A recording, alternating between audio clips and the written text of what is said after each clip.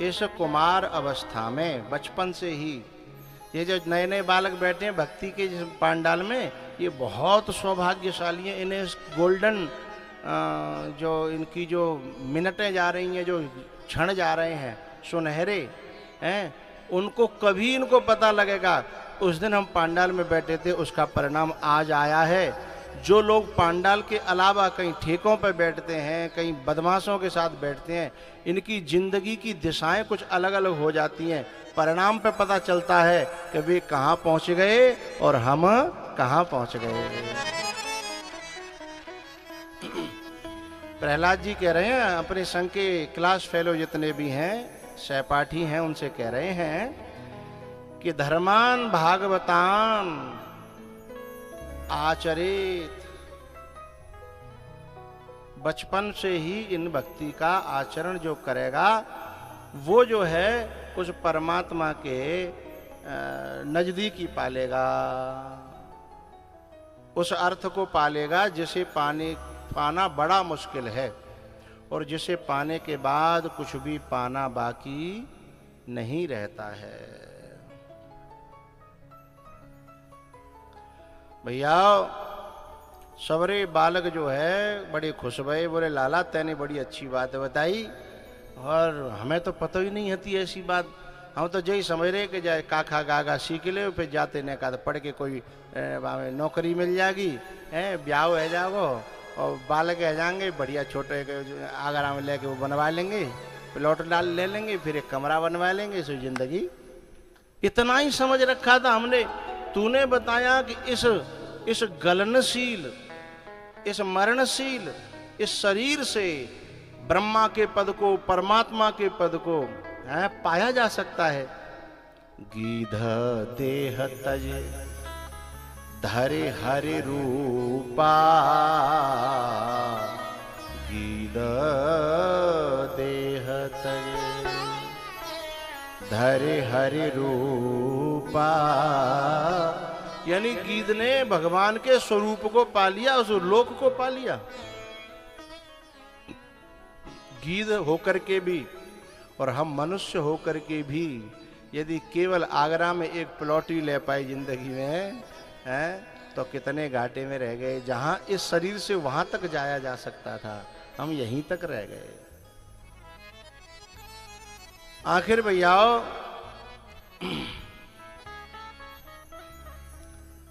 हिरण्यकश्यपु ने फिर एक बार पूछा, फिर भी ऐसे ही उत्तर दिए।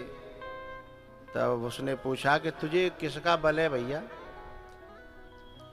बोले मुझे राम का बल है, मेरा तो राम से नाता है। आजकल का वो आदमी को एक आध विधायक देने के संबंध है, जा उठो बैठे भजा फिर का वो गिनतो है ऐसा। और जिसका तीनों लोकों के मालिक परमात्मा से जिसका नाता हो जाए, फिर वो किसी से क्यों डरेगा? इसलिए प्रहलाद जी कहते हैं कि मेरा तो राम से नाता है, मैं डरता किसी से नहीं हूं। बोले अच्छा ठीक है, देखेंगे तो राम क्या करेगा। सोई उसने षड्यंत्र रचना प्रारंभ किया, पहाड़ों से गिरवाया, हाथी से कुचलवाया, जहर दिलवाया, लेकिन वहां कोई फर्क न पड़ा, क्योंकि जाको राखे साइया मार सके ना कोई।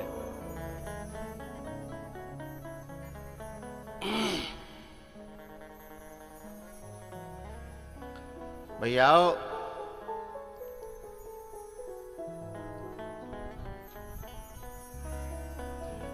प्रहलाद जी महाराज जो है अंतिम में होलिका की गोद में बिठाए जाते हैं कि अब काउते नहीं मरेगो तो जाते तो मरेगो। होलिका को ये वरदान था कि वो आग से जलेगी नहीं। बोले मैं लेके बैठ जाऊंगी आग में, मैं तो जलूंगी नहीं, ये जल के मर जाएगा। लेकिन मैं आप सबसे कहता हूं, वरदान भी यदि हमने किसी को दूसरे को बुरा करने के लिए प्रयोग किया तो वरदान भी वरदान नहीं रहेगा। भगवान के भक्त का अहित करना चाहा तो वरदान भी वरदान नहीं रहेगा। उस वरदान, वो वरदान फेल हो गया। होलिका अग्नि में जल गई और प्रहलाद ज्यों के त्यों बैठे के बैठे शांत भाव से, बस एक ही धुन लगी है उन्हें, हरि शरणम। इसको केदार जो राग रहता है उसमें बड़ा अच्छा गाया जाता है। हरि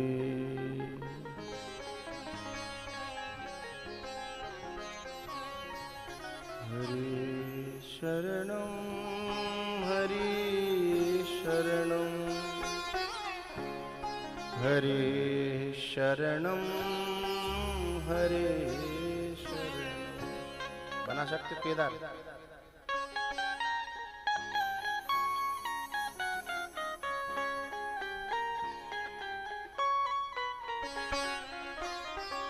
आराम से बना, सही बना रहे हैं।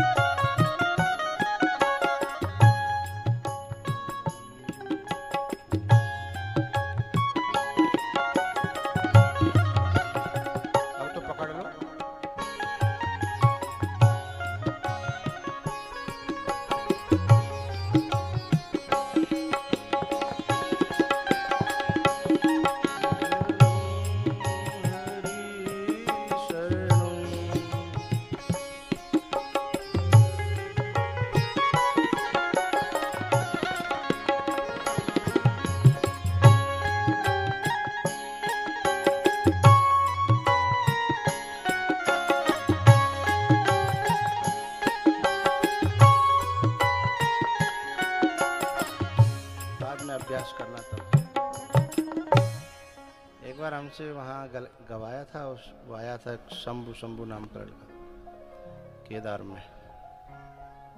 केदार राग को नरसी बहुत गाया करते थे।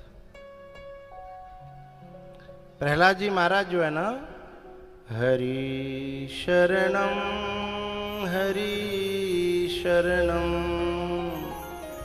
हरि शरणम, हरि शरणम, हरि शरणम,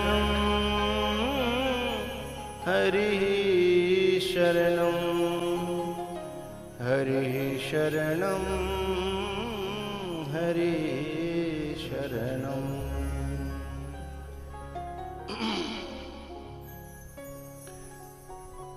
जब किसी से नहीं मरे प्रहलाद जी महाराज, तो क्या हुआ, स्वयं जो है पकड़ के हिरण्यकश्यपु ने कहा कि क्यों बता, तू कौन के बल पे इतना ज्यादा उड़ रहो है? बोले भगवान के बल पे। बोले कहाँ है भगवान? बोले हर जगह भगवान है। बोले या खम्भ में भी है क्या? बोले खम्भ में भी है। बोले चेक करूं कि कर लो। तो जैसे ही उसने हिरण्यकश्यपु ने खम्भ में जो है एक दिया खींच के,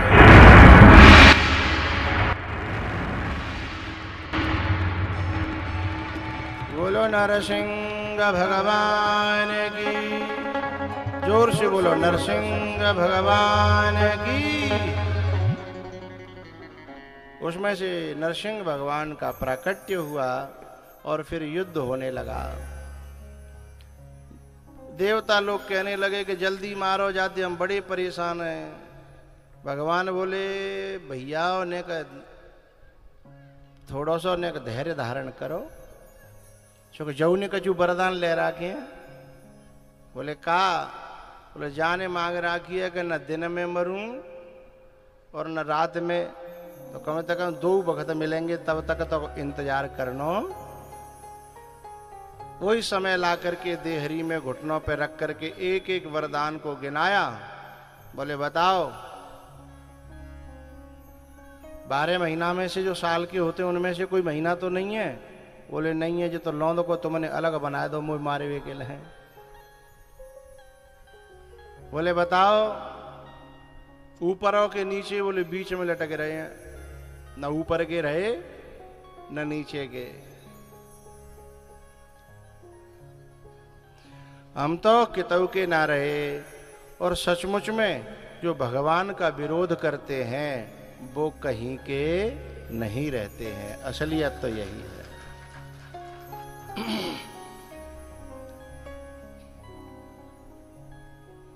भैया, भगवान ने कहा प्रहलाद जी से कि कुछ मांग ले बेटा, मेरी वजह से तुमने बड़े कष्ट झेले हैं, बड़े दुख उठाए हैं, कुछ मांग ले। बोले मुझे मांगना आता नहीं है, मैंने तो आज तक देने का अभ्यास किया है, कभी लेने का किया ही नहीं है। पर हाँ, एक कृपा करो, मेरे पिताजी की दुर्गति न हो, क्योंकि इन्होंने काम तो बड़े बुरे बुरे करे, पर आखिर हैं तो मेरे पिताजी, इसलिए कृपा करो, इनका कल्याण करो। भगवान ने कहा प्रहलाद, तेरे जैसा भक्त जिस खानदान में पैदा हो जाता है, उस खानदान के 121 पीढ़ियों का उद्धार हो जाता है। षष्ठिम कुलान अतीतानि षष्ठिम आगामिकानि च कुलान उद्धरेत प्राज्ञ संन्यस्तम इति यो वदेत। षष्ठिम माने 60 पीछे की, अतीतानी षष्ठिम आगामिकानी 60 आगे की, 120 और एक जिसमें वर्तमान में जन्मा है वो। इस तरीके से 121 पीढ़ियों का उद्धार कर देता है यदि कोई भगवान का प्रहलाद जैसा भक्त किसी खानदान में पैदा हो जाता है।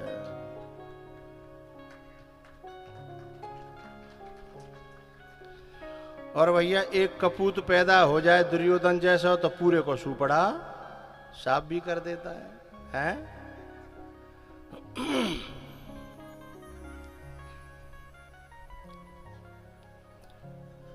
भैया, इसके बाद में 8वें स्कंद में गजेंद्र मोक्ष की कथा है, समुद्र मंथन की कथा है। 9वें स्कंद में सूर्यवंश की चर्चा है, जिसमें अम्बरीश। अभी मत बांटो बाबा पैसा भैया, इंटरवल में न कर रुक जाओ भैया, न कर रुक जाओ, हैं ना, न कर रोक लो, हम हाथ जोड़ रहे हैं।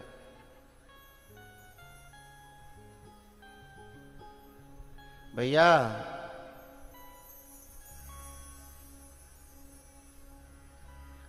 हम हाथ जोड़ रहे हैं व्यासपीठ पे थे, हैं न करो रुक जाओ थोड़ी देर।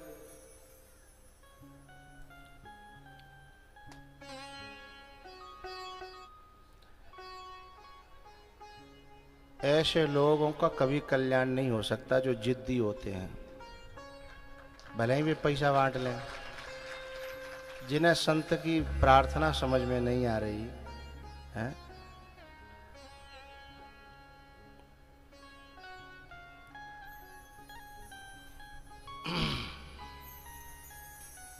चलती हुई कथा में कोई भी व्यक्ति कितना अच्छा काम कर रहा हो तो भी पाप ही लगता है, क्योंकि समय समय की बात है। यदि काऊ के घर में कोई आदमी मर गया है और तुम माँ कहो आज मेरे यार की शादी है, और काऊ ने नया मकान बनवाया, गृह प्रवेश कर रहा हो, और वाकई यहाँ जाके फिर गाओ कि मरना जरूर होगा, मरना जरूर होगा। बोले हम गृह प्रवेश कर रहे हैं, तू मारे डाल रहा हूं मैं, हैं? तो समय के अनुकूल जो व्यक्ति नहीं सोचना जानता है उसे पछताना पड़ता है।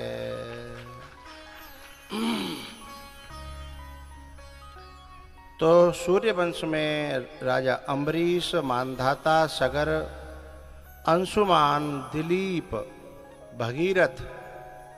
भगीरथ न होते तो गंगा हमारे देश को नहीं मिलती। भगीरथ लेकर के आए गंगा जी को। अब जैसे मान के चलो जे 8 भैयन को 8 ये कथा की गंगा को लेके आया है, तो आज ये इतनी उदारता, इतना भाव और प्रेम इनके अंदर न होता तो आज महल बादशाही में इतना बड़ा मेला सत्संग का नहीं लगता। है कि नहीं बताओ? कल तो कह रहे हम।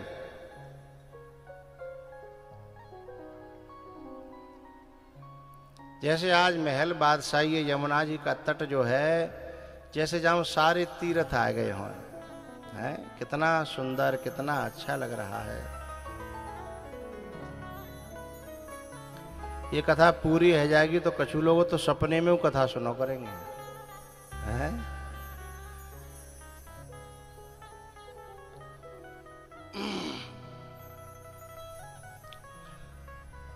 खटवांग, दीर्घबाहु, रघु और अज के दशरथ हुए।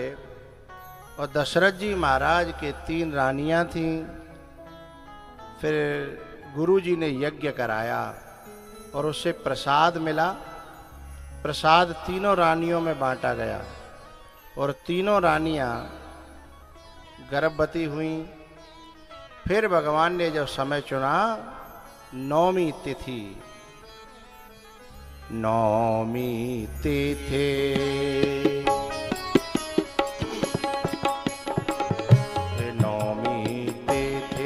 मधु मास पुनीता, शुक्ल पक्ष अभिजित हरि प्रीता।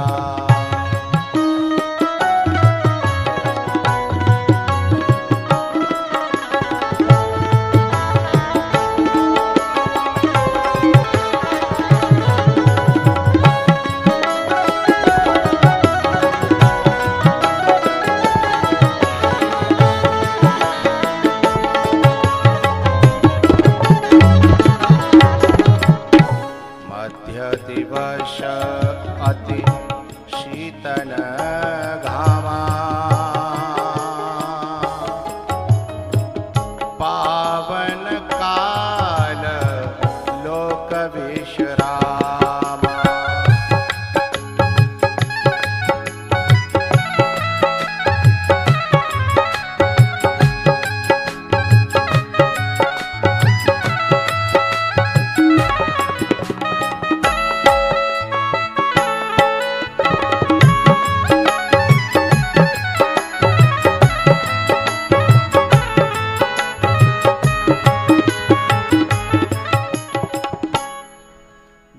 लगन ग्रह बार तिथि, सकल भय अनुकूल, चर और अचर हर्ष जुत, राम जन्म सुख मूल।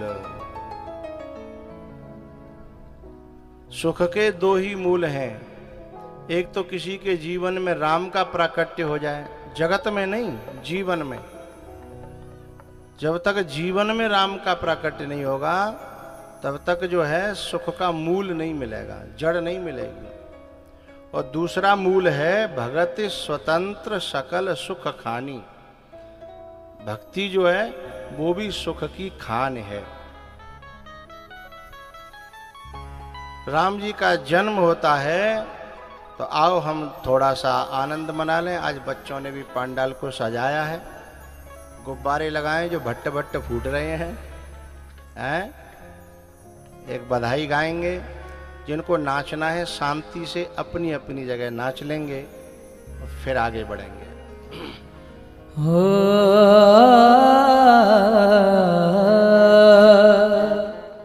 प्रगटे राम रघुरैया,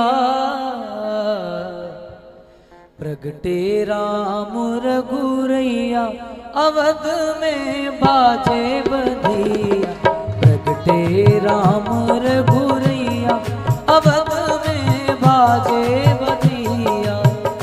बाजे बधैया, बाजे बधैया, बाजे बधैया, बाजे बधैया, ओ बाजे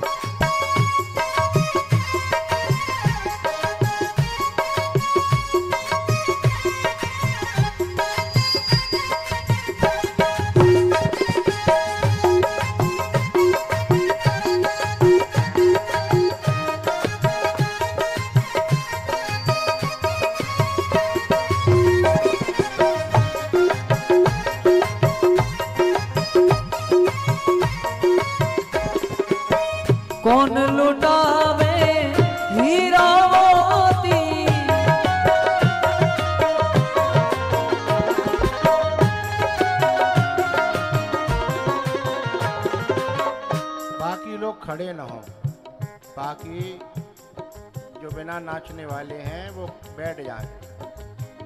कौन लुटावे हीरा मोती, कौन लुटावे हीरा मोती, हाँ हीरा मोती, कौन लुटावे हीरा मोती, कौन लुटावे हीरा मोती, कौन आहा कौन लुटावे रुपैया अवध में बाजे बधिया, प्रगटे हैं चारों भैया अवध में बाजे बधिया।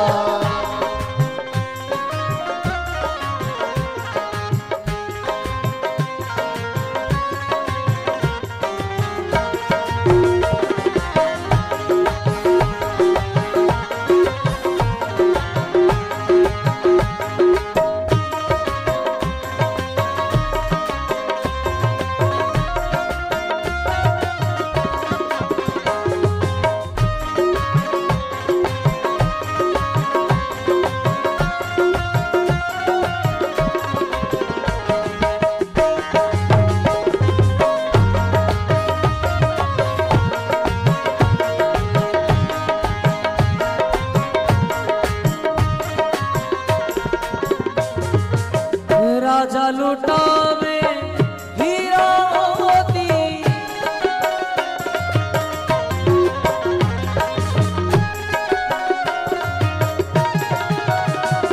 ओ राजा लुटावे हीरा मोती, हीरा मोती, हीरा मोती, हीरा मोती, राजा लुटावे हीरा मोती, राजा लुटावे हीरा मोती, मैया आहो मैया लुटावे रुपैया अवध में बाजे बधिया, प्रगटे हैं चारों भैया अवध में बाजे बधिया। राम लखन की जय हो।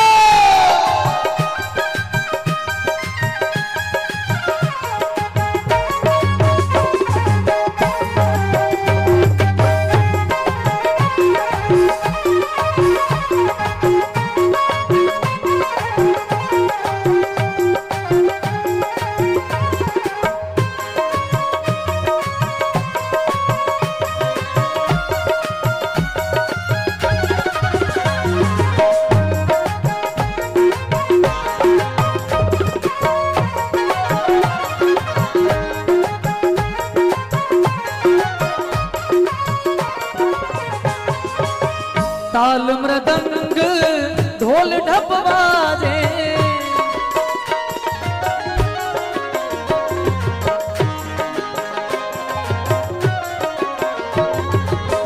ताल मृदंग ढोल ढप बाजे, ढोल ढपवाज ढोल ढपवाज ढोल ढपवाज ढोल ढपवाज। ओ ताल मृदंग ढोल ढप बाजे, ताल मृदंग ढोल ढप बाजे, नाचत है ओहो नाचत है ताता थैया अवध में बाजे बधिया, प्रगटे हैं चारों भैया अवध में बाजे बधिया। की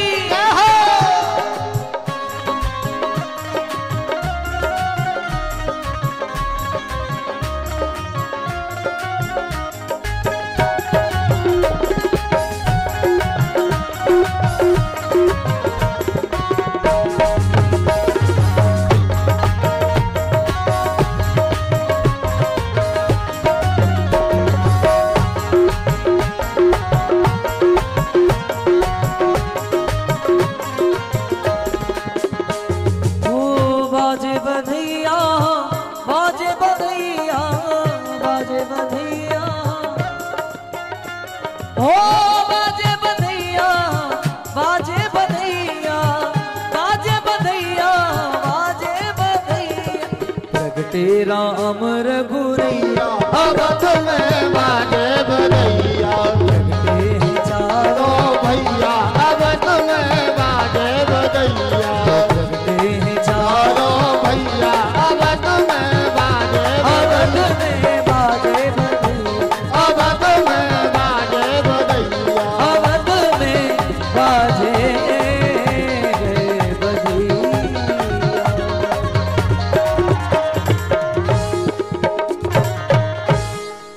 प्रगटे हैं चारों भैया, अवध में बाजे बधैया। बोलो रामचंद्र भगवान की जय। भगवान थोड़े से बड़े हुए, वशिष्ठ जी के यहाँ पढ़ने के लिए गए हैं। और वशिष्ठ जी महाराज के यहाँ से पढ़ के जब लौटे हैं तो विश्वामित्र जी लेने आ गए। विश्वामित्र जी की जो समस्या थी, ताड़का, सुबाहु और मारीच, उनका यथा योग्य उपचार करके भगवान आगे अहिल्या से मिलते हुए पहुंचे हैं जनकपुर। जनकपुर में गुरुजी के साथ जो है बगीचा में शाम को लेटे हैं। राम जी कहते हैं, हे प्रभु, ये लक्ष्मण है ना, ये जनकपुर को देखना चाहता है। अच्छा, तो बोले जाओ तुम दिखाई ले आओ। राम और लक्ष्मण जो है जनकपुर देखने के लिए गए हैं। पुष्प वाटिका में सीताराम जी का मिलन हुआ और सीता जी ने फिर गौरी मैया से प्रार्थना करी है, जय जय गिरिवर राज किशोरी, जय जय गिरि।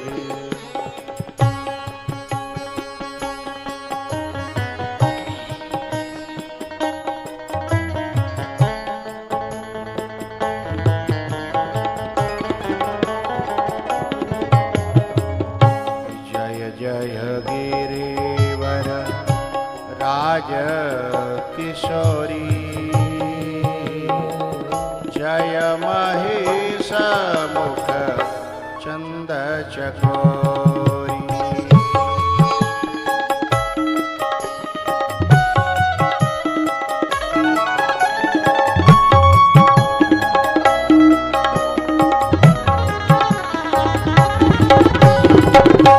जय गदवदन, जय गजवदन, षडानन माता, जगत जननी दामिनी दोति गाता।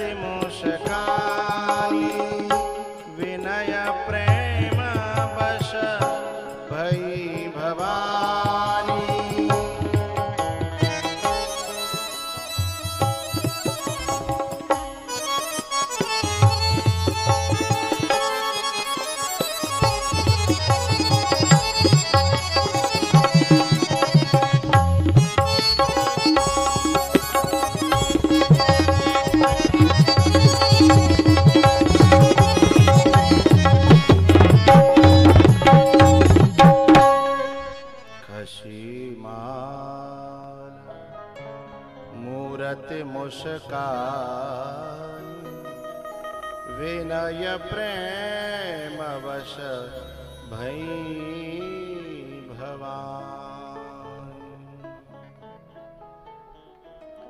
सीता जी अपने मन में गौरी मैया से मांग करके लाती हैं राम जी को। इधर धनुष को तोड़ने के लिए बड़े बड़े राजा महाराजा आए, लेकिन भैया धनुष तोड़ो तो दूर का ऊपर हल्यो तक नहीं, तोड़ो तो दूर की बात। सब राजा महाराजा थक गए। तब जनक जी महाराज ने कहा क्या वो काय को यहाँ नारे लटकाए के बैठे हो, जाओ अपने अपने घर। हैं लिखान विधि वैदेही विवाहु।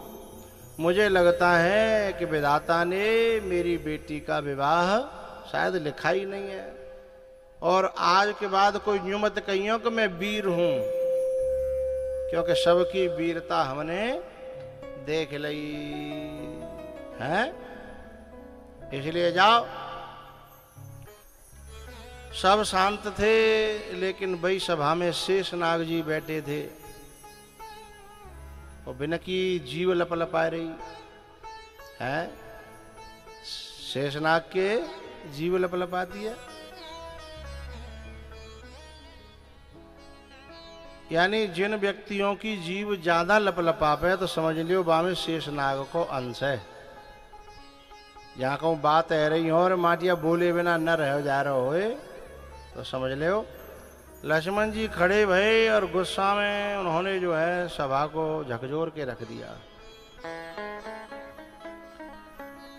तब राम जी ने जैसे तैसे संभाला। बीच कथा मत आया करो आप, यह कार्य करता रोक दिया करो, कोई हो चाहे। इन्हें समझ में नहीं आता, जब समझदार व्यक्ति हैं तो चलती हुई कथा में बीच में आके सबको राम राम कर रहे।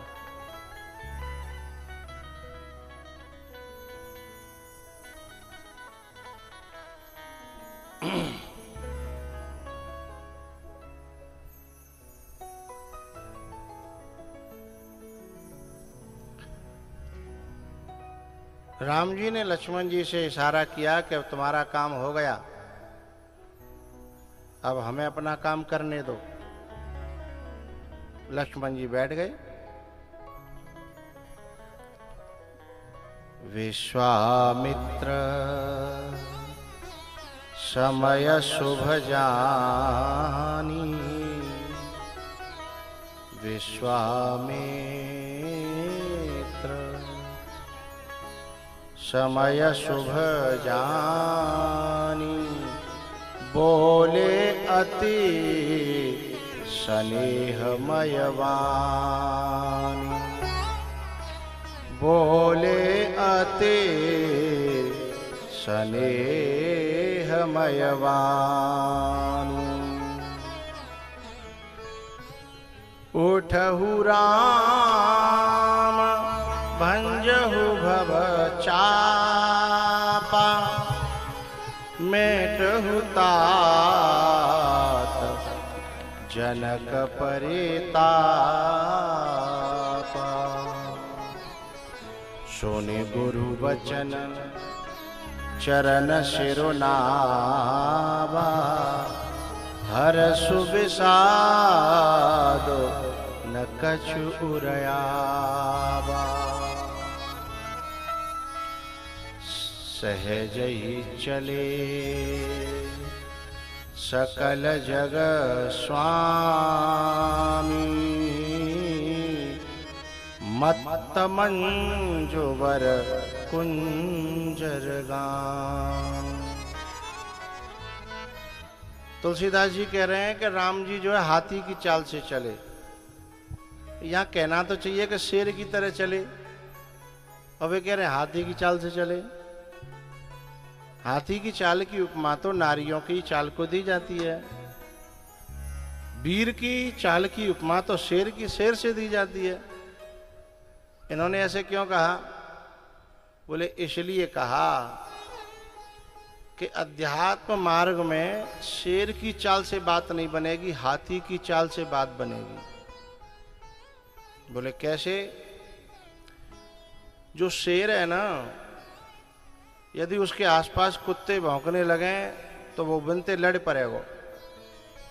शेर बिनते लड़ पड़ेगा, और बिनते लड़वे में रहेगा तो जहां पहुंचना चाहिए बोलो बोलो, मां नहीं पहुंचेगो। वो कथा तो आपने सुनी होगी, एक कुत्ता गंगा जी नहावे भेजो तो पूरा चिथ्यो चिथ्याओ आयो, गेल में तो ही लौट आयो, नहावे पूरा नहीं पहुंच पायो। तो गांव भाई ने पूछी का बात है जी, कैसे लौट आए, और तुम तो बड़ी परेशान हो। बोले और वो तो कोई ना बोले, पर मेरी बिरादरी ने कसर ना छोड़ी है? और तो वो तो कोई ना बोलो है, पर मेरी जो हालत आज तुम देख रहे हो वो मेरी बिरादरी के कारण है। तो अपने रास्ता चलना है, अपने लक्ष्य तक पहुंचना है तो काम करना पड़े, हाथी की चाल से चलना पड़ेगा। कोई भौंको चाहे कोई कछु कहो, लेकिन हम चलते चले जाएं, चलते चले जाएं, चलते चले जाएं। दुनिया को उत्तर देने की जरूरत नहीं है। जब पहुंच जाओगे ना तो दुनिया को उत्तर अपने आप मिल जाएगा। वैसे तुम कौन कौन उत्तर देते फिरोगे हैं? और दुनिया तो विचित्र है। हम तो अपने ऊपर कभी कभी घटाते हैं। हमारा बैठने का काम है, कभी कभी शरीर थोड़ा सा बढ़ जाता है, अरे साहब बाबा बड़ो मोटो धर्यो है हैं? एक जनो तो कह रहा माल खाता था, चिंता कजू है ना है, माल खाता। फिर हमने कहा करो, एक बार हम जयपुर गए, वहां शरीर को सुखाने का, चर्बी को घटाने का एक साधन था, वहां चले गए। सब चर्बी घट गई, ऐसे है गए सूखे से, लेकिन हल्के है गए, बढ़िया है गए, फिट है गए। अब जनता का कह रही कछु चिंता लग गई बाबा, सूख गो बाबा, बोदो है वो, अब ना है बाबा, मरेगो। अब बता का करोगे या दुनिया के लिए है? ने कहा ठीक है टाके है जाओ, तो बोलो बाबा चकाचक पर हो। अरे ऐसे ऐसे शब्द कभी कभी सुनने को मिलते हैं। एक तो एक कह रहा ऐसे काऊ के गुरु हैं हम, किसी के गुरु नहीं थे, तो वन की भाई तेरे गुरु जी आए थे घर पे, बाद ना हम देखे। एक बात है, तेरे गुरु कहाँ यार, ऐसे धरिया भैंसा से तेरे गुरु जी तो चरे चराए धरे हैं, कैसे? भैंसा से। तो जब दुनिया की बातन में कोई ज्यादा उलझेगा तो अपना नुकसान करेगा है। हाथी क्या करता है, कुत्ते भौंकते रहते हैं और वो चलता चला जाता है। ऐसे भी राजा भौंकन लगे कि देखो भैया बड़े बड़े मुछंदर नहीं तोड़ पाए, जिन्हें का सौ छोरा तोड़ेगा, जाके रेख ना निकली है भाई हैं। ओ भैया हट जाओ, रास्ता दो, मजाक उड़ा रहे, ए हट जाओ भैया रास्ता दो, और साहब धनुष तोड़ में जा रहा है। और ये केवल जनकपुर की बात ना, ये बात हर गांव की और हर घर की है। न कोई व्यक्ति अच्छे मार्ग पे चले सो सबसे पहले लोग बाकी मजाक उड़ाएंगे। हाँ अरे साहब कोई ओ साहब भगत जी है गए, वो तो कथा में जाते हैं, सत्संग में जाते हैं, बड़ा भगत है रो है, सब पता हमें तेरी तू कितना भगत है। न कोई छोरी पर भजन पूजा पाठ करने लगे, भोले बाबा पर लोटा ढारन लगे, ओहो बड़ी भगतानी है रही है, बड़ी भगतानी, हटिया भैया रास्ता दे दो, भगतानी जा रही है। अरे भैया तुम पे ना हेरो तो मत करो, पर कम से कम दूसरे मजाक तो मत उड़ाओ, टोको तो मत, नहीं का दिन जीव में तुम्हारे कीड़ा जरूर पड़ेंगे। जा जीव ऐसी मत करो कि जब कीड़ा पड़े, क्योंकि जा जीव ने भगवान के भक्त की निंदा करी है, वो जीव काउदना कट के गिरना पड़े है ना। क्योंकि भगवान को जो नियम है, भगवान कहते हैं तो जो कुछ कहना तो मोते कह, पर मेरे भक्त से निज अपराध रिसाहिन काहू, सुनो सुरेश रघुनाथ सुबाहु, जो अपराध भगत कर करई, राम रोष पावक सो जरई।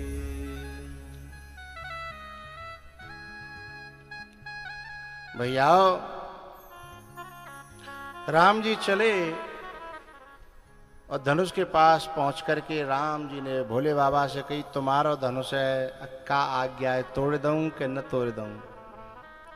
भोले बाबा ने ऊपर से कहा कि हे राम जी, जो भक्ति की और भगवान के मिलने में जो बाधा डाले, अथवा गुरु और शिष्य के मिलने में जो बाधा डाले, अथवा बेटा और बाप के मिलने में जो बाधा डाले, अथवा भैया और भैया के मिलने में जो बाधा डाले, चाहे वो धनुष होए चाहे वो आदमी होए, बात तो तोड़ी देना चाहिए। बाप रहम करवे की जरूरत, जिस भजन में राम का नाम नहीं, उस भजन को गाना ना चाहिए।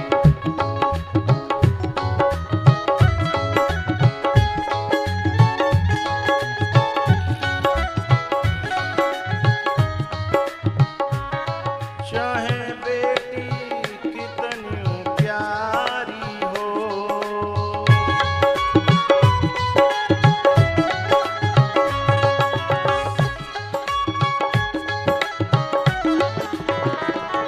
चाहे बेटी कितनी हो प्यारी हो, गलियों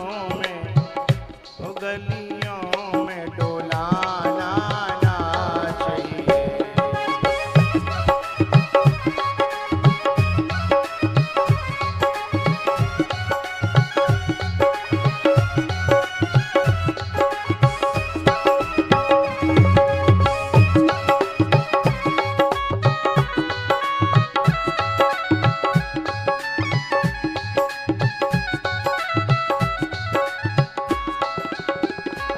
चाहे भैया कितनो बैरी हो,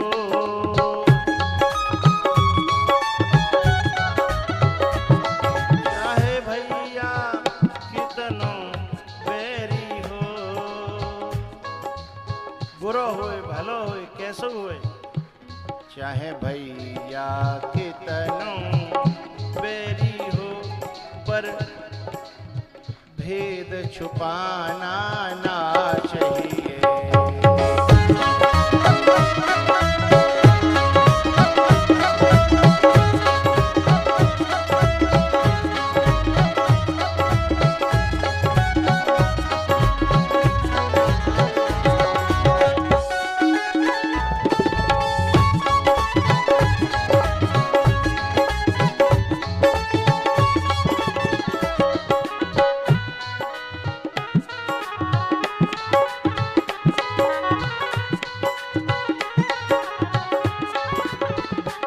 जिस भजनों में राम का नाम नहीं, उस भजन को गाना ना चाहिए।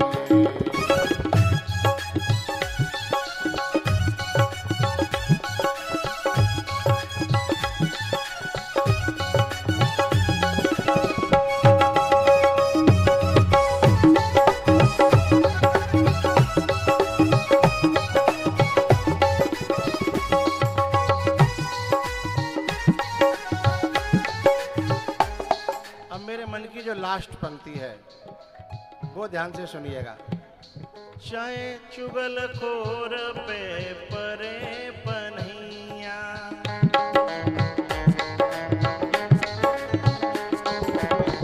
कोई पिटे तो बचाना चाहिए, पर एक आदमी कबू नहीं बचाना चाहिए। जाने घर घर में दरार डारी होए, जाने बाप ते बेटा अलग करे होए, जाने भैया ते भैया अलग करे होए, जाने पति से पत्नी अलग करी होए। आहा चुगल खोर में परे पन्हिया, उसे बचाना ना चाहिए। हाँ, उसे बचाना ना चाहिए।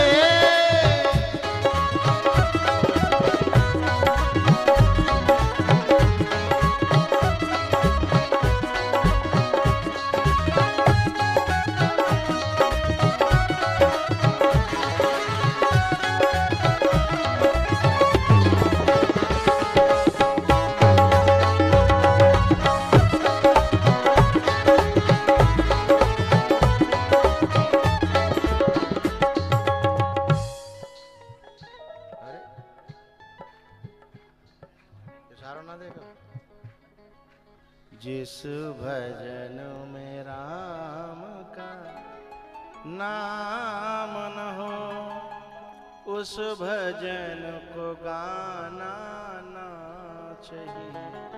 और चुगलखोर में परे लठिया, पनाते तो कम लगेगी ना है। वैसे एक और हो तो मारे हुए को डंडा जो जो जो बिलायती बमूर होते हैं कांटेदार है, वहां को कांटो बड़ा मजबूत होता है, वहां को डंडा काटे और कांटे ने छीले नहीं, है ना। और बातें दे कौन में? चुगलखोर में।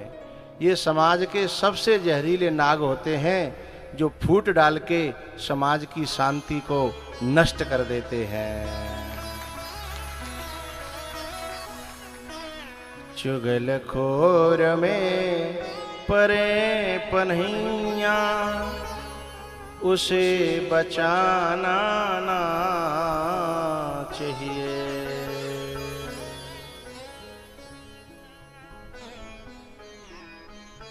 रामायण में गोस्वामी जी ने कहा है अघ के पिसुनता सम कछु भाई।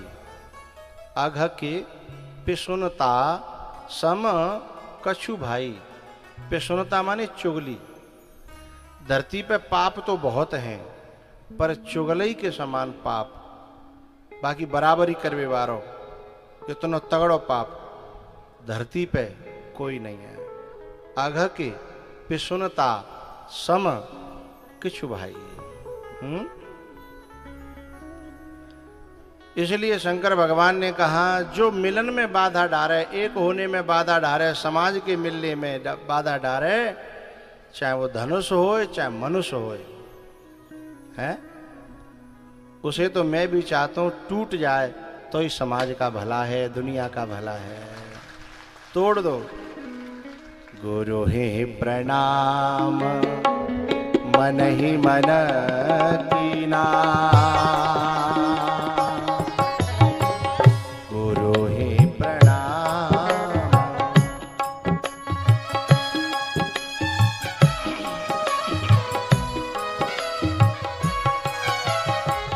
गुरु ही प्रणाम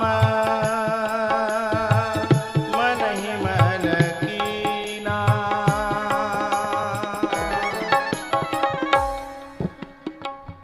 अति लाघव उठाए धनुलीना।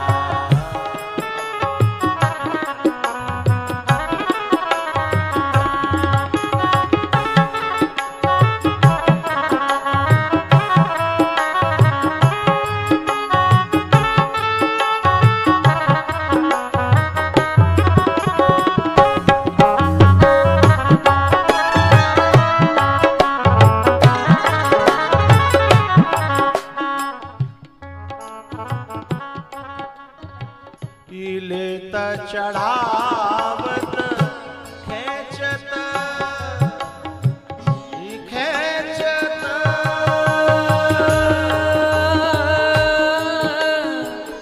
निरेगा पाग मारे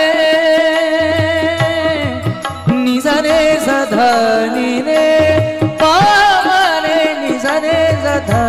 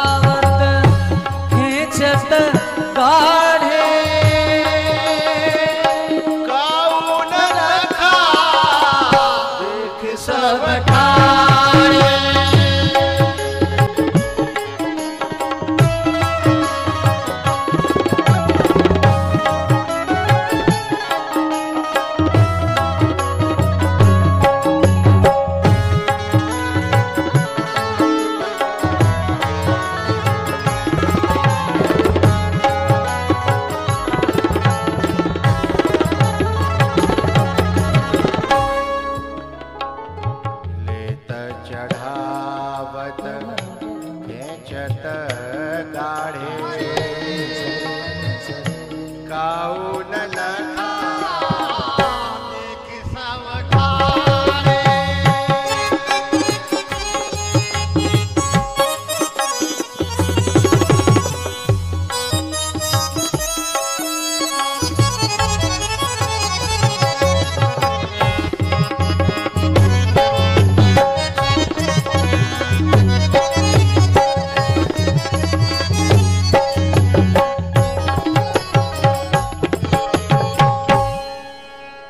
काऊ न लखा देख सब ठार लेत चढ़ावत खेचत गाय।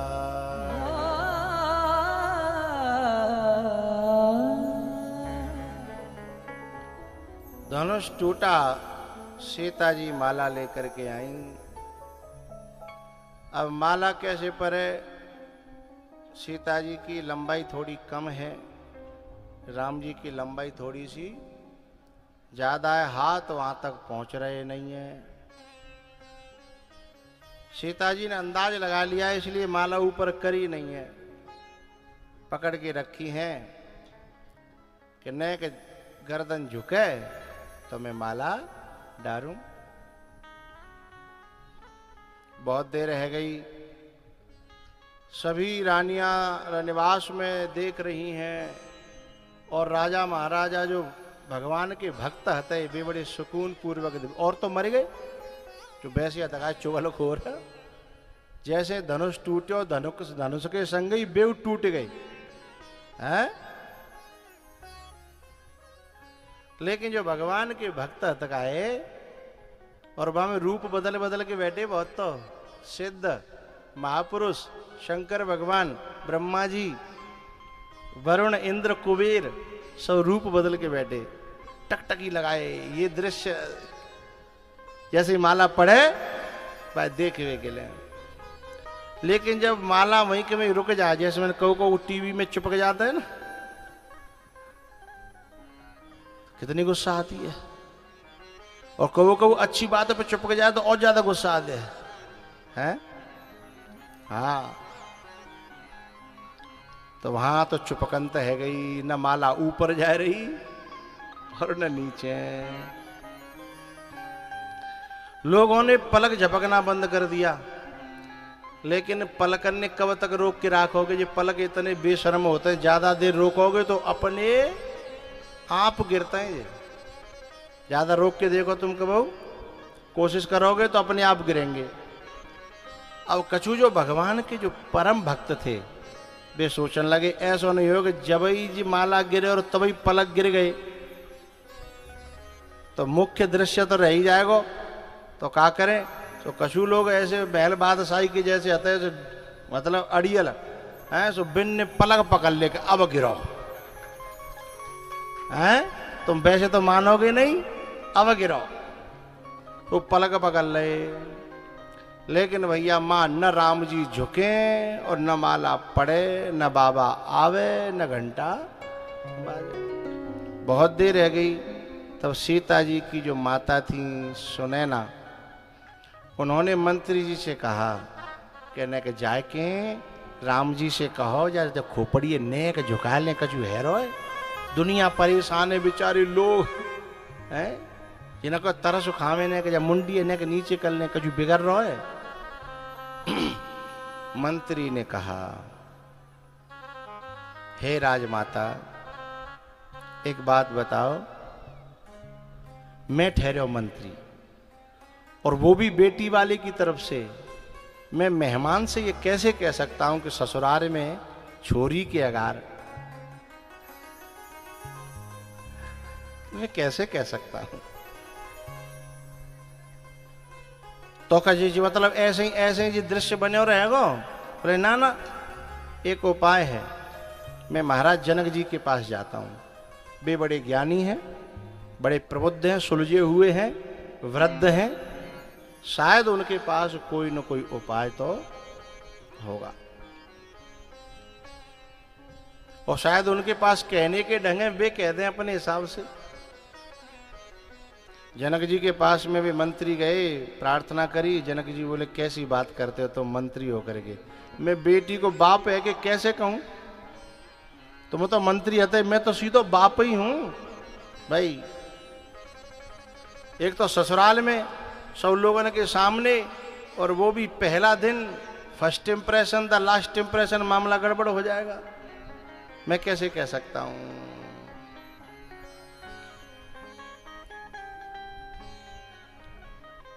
मंत्री ने पीछे इशारा किया सुनैना जी से कि यहां बात ना बनी, बात बिगड़ गई।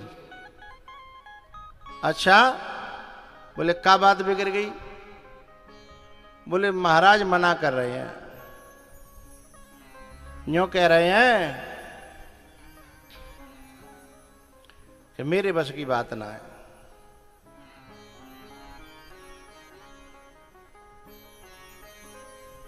चलती कथा में ये विक्षिप्त करता है कोई भी सीन, कोई भजन हो, कोई चौपाई चल रही हो, और केवल अपनी ही गौशाला का चलाए वही अच्छा लगता है। और ये बीच बीच में जो गैया दिखाई देता है ना हमें चलती अच्छे प्रसंग में, तो माइंड जो है ना, दिमाग बट जाता है। चौपाई चल रही हो तो अलग बात है, अब प्रसंग ऐसा चल रहा हो कि हमारे प्रधान जी टकटकी लगा के देख रहे हैं मोह कि पता नहीं कौन सी बात निकल जाए, का है जाए, तो ऐसे में फिर ध्यान बट जाए तो है।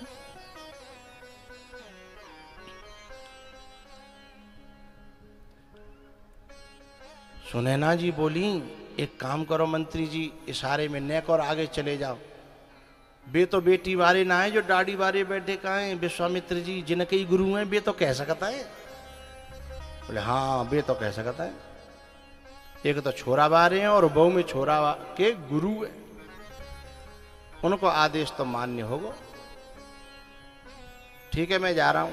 आगे बढ़े मंत्री जी, बोले महाराज नमन करता हूं चरणों में, मेरी प्रार्थना स्वीकार करो। बोले बताओ। बोले बहुत देर से जनता परेशान है, और जब जब समाज पे कोई संकट आया, कोई मामला अड़ा है, कोई झंझट खड़ा हुआ है, तो संतों ने ही सुलझाया है, आप ही सुलझाओ महाराज। सब लोग देखो टकटकी लगाए देख रहे हैं, घंटन हो गए, का बीत रही होगी जन पे, तुम ही सुलझाओ। तो बोले क्या करें हम? बोले न राम जी से कहो कि मुंडी नीची कर लें, माला पड़ जाए। विश्वामित्री जी ने कही भैया देखो तुम्हारा धनुष तोड़वा दो, हमने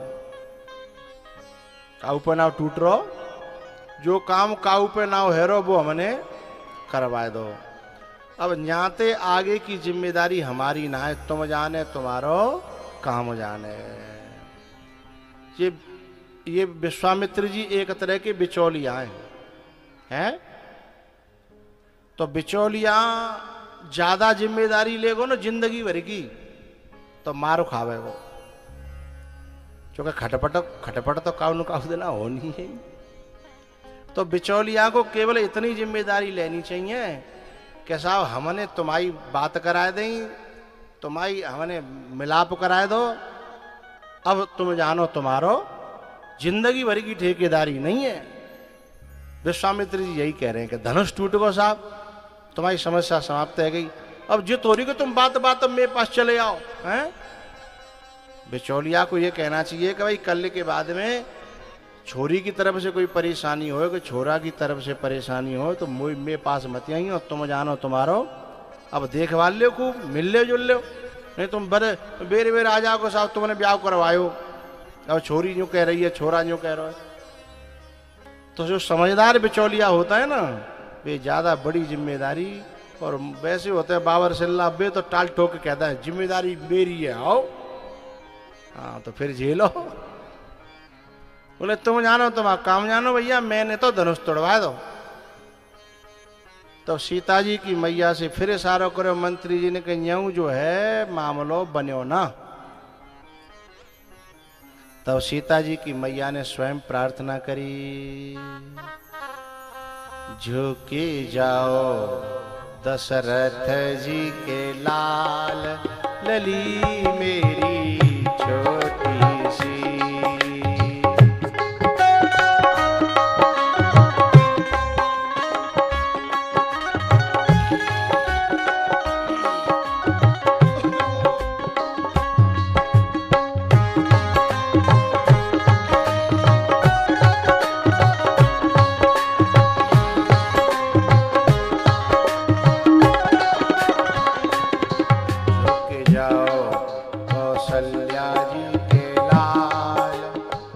लली मेरी छोटी सी।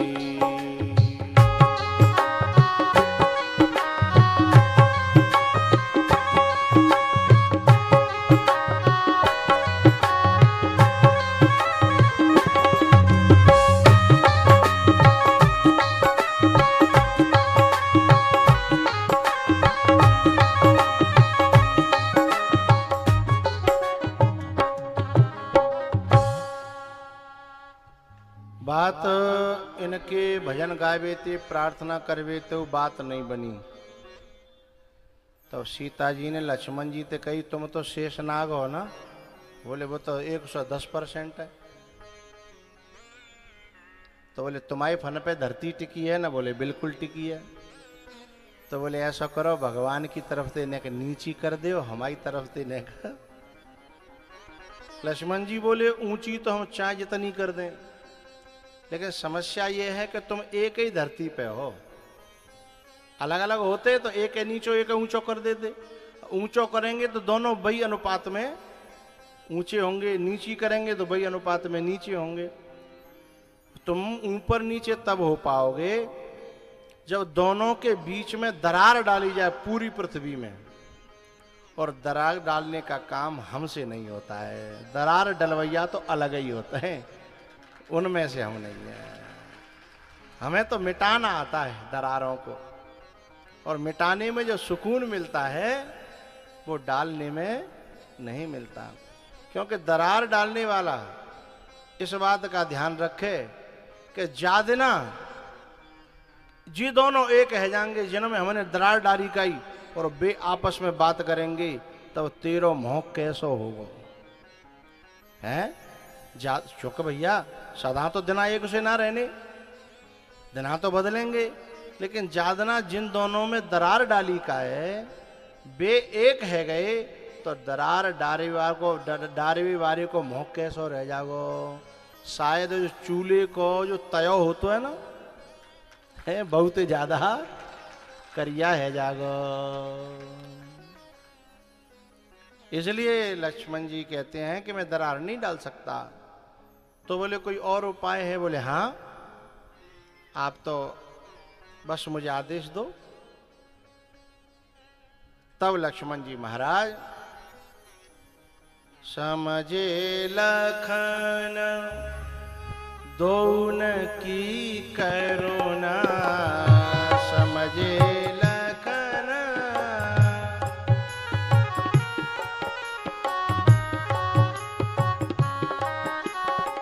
समझे लखन दोन की करुणा, गिरे जाई रघुवर के चरना, मुस्कावे दीन दयाल लली मेरी छोटी सी।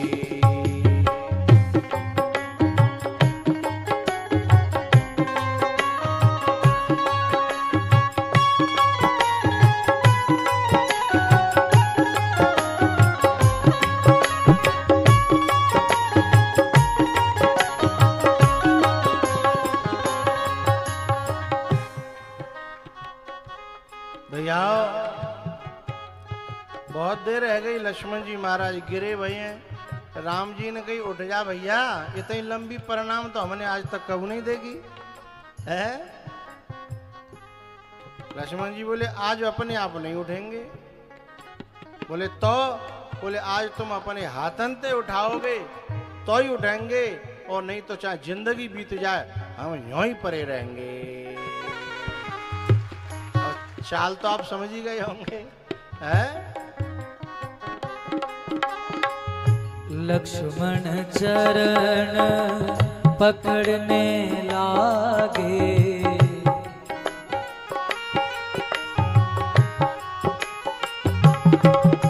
हो झुक कर राम उठावन लागे,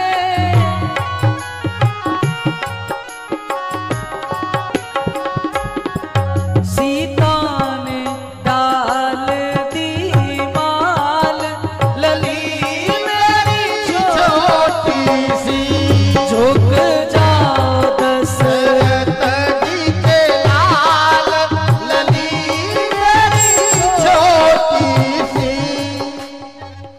अब सीता जी ने जैसे राम जी झुके, काय के लिए झुके, बहानों में लगो बीच में, काय को झुके? लक्ष्मण जी को उठाने के लिए। अब कोई न्यू नहीं क्या होगा, माला के लिए झुके, और पहले झुक जाते तो है गो मजनू, मजनू है मजनू। वो सीता ने डाल दी बाल, लली मेरी छोटी सी, झुक जाओ कौशल्या जी के लाल, लली मेरी छोटी सी। अब जय खुशी में एक आध बार मेरे साथ तालियों से सीताराम जी के विवाह का आनंद लेंगे।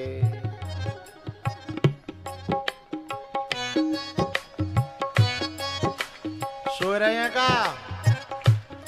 ओ भैया मेरे हाथों देख लो, बह रहे हो।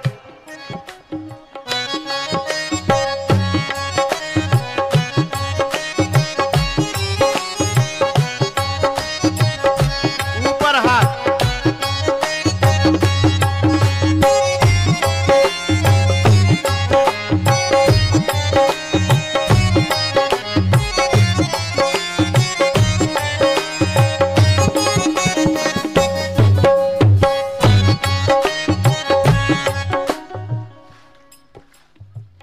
भैया तुम ठाड़े चौपर जाते हो, पीछे वाइन ना दिख रहे। एक तो तुम वैसे ही बाप पूठा पे बैठे हो हैं, और बाँ में ठाड़े पर जाते हो।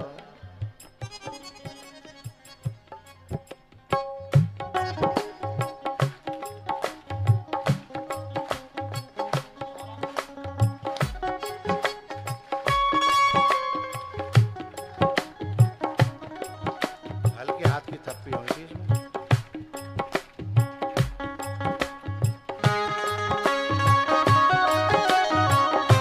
बोलो गिरिराज महाराज की जय हो।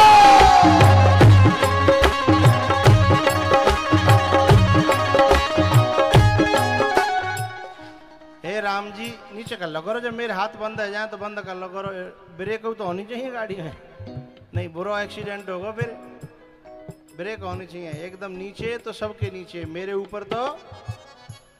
मैं तो ये कहना चाह रहा हूँ कि हे सीताराम जी, तुम्हारे ब्याह की खुशी में जो लोग हाथ ऊपर करके ताली बजा रहे हैं उनको भलो करियो, और जिनके हाथ ऊपर ना उठ रहे बिन कम खतन को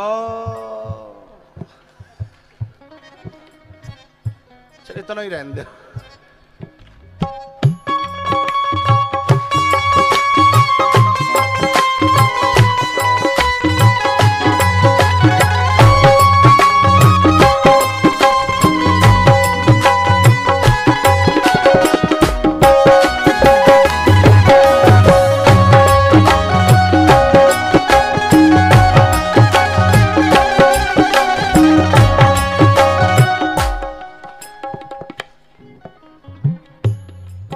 झुक जाओ दशरथ जी के लाल, लली मेरी छोटी सी।